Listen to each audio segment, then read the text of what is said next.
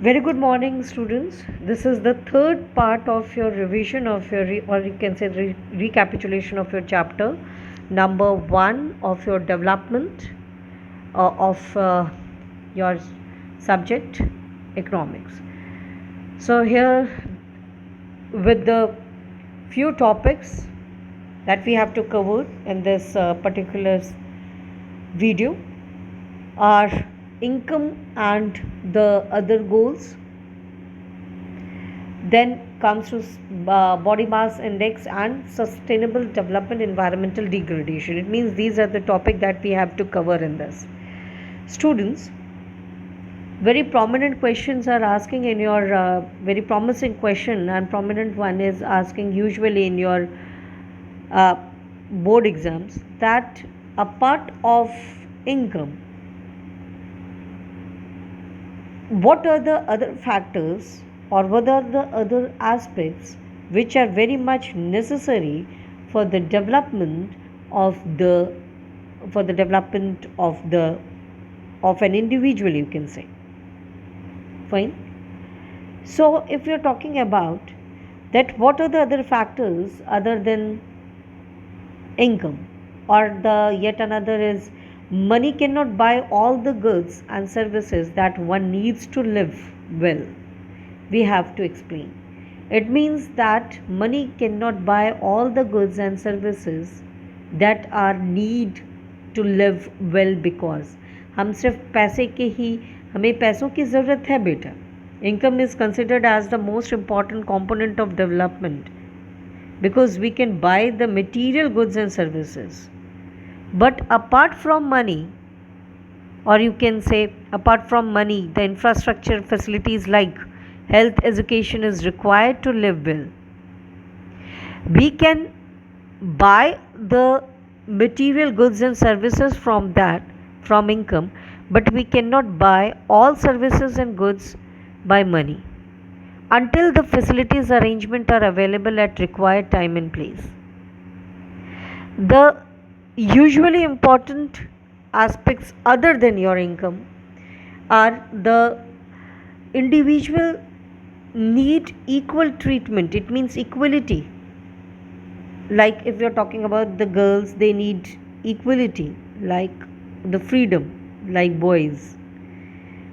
Then as education, security, safety, security, respect, peace, pollution and pollution free environment, corruption free society, political stability, economic development. All these are considered as the aspects of the human being other than income. हम income के अलावा भी ये जो हमारी इच्छाएं हैं, क्योंकि मैंने पहले आपको फर्स्ट वीडियो में ही बताया था कि that different people are having different sets of their goals. उनके क्योंकि इंडिविजुअल डिफरेंसेस हैं, उनके एस्पेक्ट्स अलग हैं.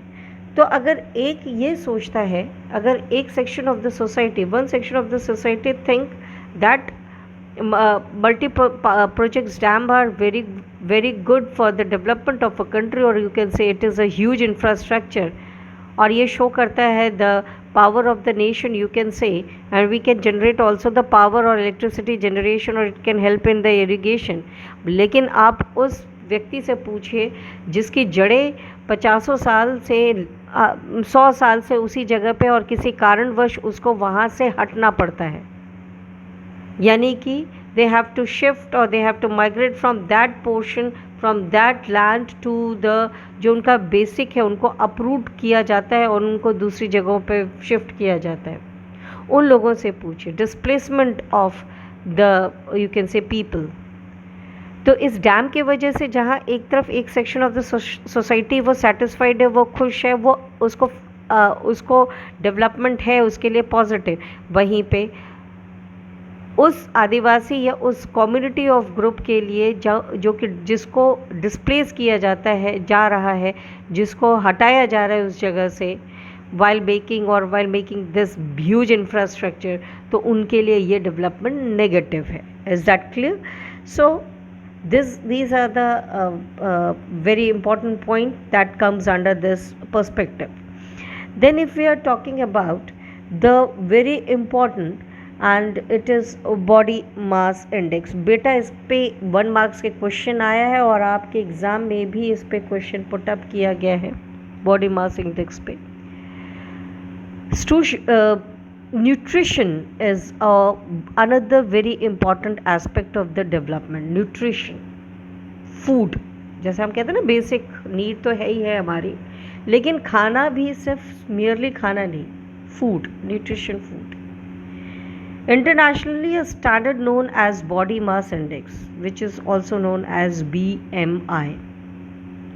BMI is required to determine whether an adult person is undernourished or not.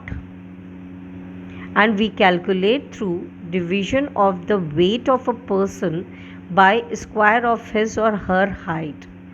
It means weight in kg upon height in meters square. Fine. इसका जो range है वो 18.5 to 25. ठीक है. It means that if a person is below 18.5 then it is undernourished, above 25 then it is considered as overweight. So in between 18.5 to 25 then it is considered as the good, or you can say ideal. It means the person is nourished, it means the person is healthy, person is not overweight, person is not underweight. Is that clear? ये इसका आपसे पूछा जाता है, इसका role पूछा जाता है, why we are considering it. ठीक है. Actually this standard is not applicable for the growing children because the changes occurred basically girls and boys also. Fine. सो वहाँ पे ये रेशियो कंसिडर नहीं किया जाता. ये रेशियो कहाँ कंसिडर किया जाता है? ये रेशियो कंसिडर किया जाता है एट अडल्ट, और वहाँ पे इम्पॉर्टेंट है उसका formula, weight in KG upon height in metres square. ठीक है. अगर हम बात करें सबसे इम्पॉर्टेंट जो थर्ड टॉपिक है आपका, दैट इज़ सस्टेनेबल डेवलपमेंट. हम सस्टेनेबल डेवलपमेंट की बात बाद में करेंगे. First we are talking about environmental degradation. Children, environment degradation, as you all know in the chapter number 1 of your geography also, resources and its development में, कि किस तरीके से resources are natural gift given to us by the nature, और हम लोगों ने उसको इस्तेमाल किया अपने नीड को फुलफ़िल करने के लिए. इनिशियली तो अपने नीड को फुलफ़िल करने के लिए, लेकिन जब हमने उसको अपने डिज़ायर के लिए इस्तेमाल करना शुरू किया तो it is going towards the excessive utilization of the resources, और what we called it as over exploitation. तो over exploitation is ultimately leads towards the, you can say, depletion of our natural resources. ठीक है. हम किसी भी ground की बात करें, फॉर एग्ज़ाम्पल अगर हम कहें ग्राउंड वाटर इन इंडिया, एक एग्ज़ाम्पल कहा जा रहा है. देखो बेटा, इकोनॉमिक डेवलपमेंट तो होना ही होना है हर हाल में. अगर हम डेवलपमेंट के पेस के साथ यानी डेवलपमेंट के स्पीड के साथ नहीं चलेंगे तो हम पिछड़ जाएंगे, यानी हम बैकवर्ड कहलाएंगे. We are considered ourselves as the people of a backward country. तो we need what we need to have to go through with this particular pace of the development. लेकिन हम डेवलपमेंट ऐसा करें जिसके वजह से हमारा जो प्रेजेंट जनरेशन है वो सेटिस्फाइड हो सके without harming the local environment, and we keep the resources for our future generation. तो यहाँ पे इसको कहलाया जाता है सस्टेनेबल डेवलपमेंट. अगर हम बहुत सारे एग्जाम्पल्स की बात करें तो डेवलपमेंट जो है वो उसकी ज़रूरत क्यों पड़ी? क्योंकि हमारे बहुत सारे नेचुरल रिसोर्सेज, एक सिंपल एग्जांपल, 2 एग्जांपल्स के साथ है कि जो डिप्लीशन ऑफ ग्राउंड वाटर है इंडिया का, इट मीन्स दैट ये रिपोर्ट कही गई है कि ओनली 40% डिक्लाइन हुआ है ग्राउंड वाटर का। It means 60%। और जिस तरह से पॉपुलेशन एक्सप्लोजन हो रहा है उस तरह से everybody needs what, fresh water. और फ्रेश वाटर का मैक्सिमम जो परसेंटेज है वो कहाँ पे है? Ground water. लेकिन due to over use and growing of over use of groundwater and growing of urban settlements in India and ultimately हम लोगों ने जो एक कंक्रीट जंगल इस्टेब्लिश किया है वो अल्टीमेटली लीड करता है, रेनफॉल भी कम हो रही है। रेनफॉल अगर हो भी रही है तो वो प्रॉपर सीपेज नहीं हो पा रहे into the you can say into the ground. Ultimately it leads towards the depletion of your underground water.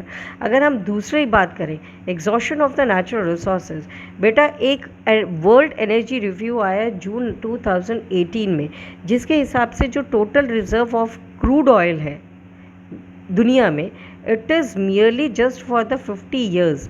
क्यों? क्योंकि चाहे इसमें डेवलपिंग नेशन है, चाहे डेवलप नेशन है, चाहे अंडर डेवलप नेशन है, उनको ऑयल की ज़रूरत है ही है for the transportation and for the other uses. अब जहाँ पे transportation is means of transportation are quite important and it needed a huge amount of oil in it, and oil industry is also called as nodal industry. It means the other industries are based on the oil, you can say crude oil. So ultimately we can say that exploitation of this oil is ultimately leading towards the depletion of the oil reserves. तो इसके वजह से क्या, मात्र 50 सालों तक, यानी हम अपने आने वाली जनरेशन को कितना दे के जा रहे हैं, we are not knowing about this. Now student, अगर हम अब बात करते हैं कि ये जो हमारी ही क्रियाओं की वजह से, हमारे ही डीड्स की वजह से, हमारे ही ग्रीडीनेस की वजह से हम कहीं ना कहीं अपने नेचर को एक्सप्लॉइट कर रहे हैं, है ना। तो इसके लिए एक वर्ड आया रियो डी जेनेरियो में 1992 में, एक सम्मेलन हुआ which is on the basis of the development of a country. और उसमें दोनों तरीके से the state government as well as the central government has to put forward towards the they have to make a policies regarding the protection of the environment and go through with the development, क्योंकि एक तरफ development as well as the protection of the nature is going towards hand in hand। तो इसके लिए बहुत ज़रूरी था sustainable development का होना। तो डेवलपमेंट हो, development can take place without harming the local environment. First, satisfy the present generation. Second, and keep the resources for the future generation. Third, better economic development is attained due to the exploitation of nature. It is true, but our mismanagement ultimately leads towards the environment degradation. और बेटा एक और चीज़ बताऊँ, जो environment related issues हैं, these are not confined to national or state boundaries. It crosses over the boundaries of the country also. अगर पानी की कमी भारत में किसी एक कोने में है, लातूर में पानी की कमी, उसका सीधा इम्पैक्ट कानपुर पे पड़ेगा, उसका सीधा इम्पैक्ट नागपुर पे पड़ेगा, उसका सीधा effect other districts of Maharashtra पड़ेगा। महाराष्ट्र में अगर प्रॉब्लम है, इसका सीधा असर आपके एमपी में पड़ेगा, उसका सीधा असर गुजरात में पड़ेगा, उसका अदर सेक्टर्स पे पड़ेगा। तो कहने का मतलब अल्टीमेटली यही है कि environment degradation is not merely related with the specific, you can say portion of our earth, you can say specific portion of your place. ये confined नहीं है, ये it crosses over the boundaries and boundaries. और ये कहीं ना कहीं हमारी ड्यूटी है that we have to protect. हम प्रोटेक्ट कैसे करेंगे? क्योंकि हमें इन्वायरमेंट, हमें डेवलपमेंट भी करना है, इकोनॉमिक डेवलपमेंट, और इकोनॉमिक डेवलपमेंट बिना एक्सप्लॉइट किए नेचर का हो नहीं पाएगा।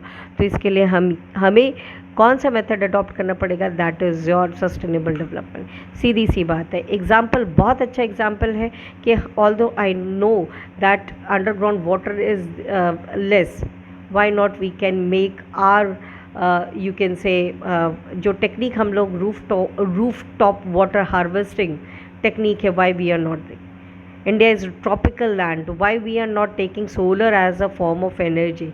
हम लोग सोलर पैनल्स लगा के हम क्यों कोल की डिपेंडेंसी को कम कर दें? for generation of electricity.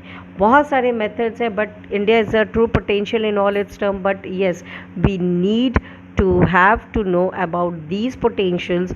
हमें अपने technologies को जानना पड़ेगा, and we have to save. By this we can save our earth. So by this, children, I am going to finish the chapter, and tomorrow I just want to take a small test. Thank you, children. Take care. Goodbye.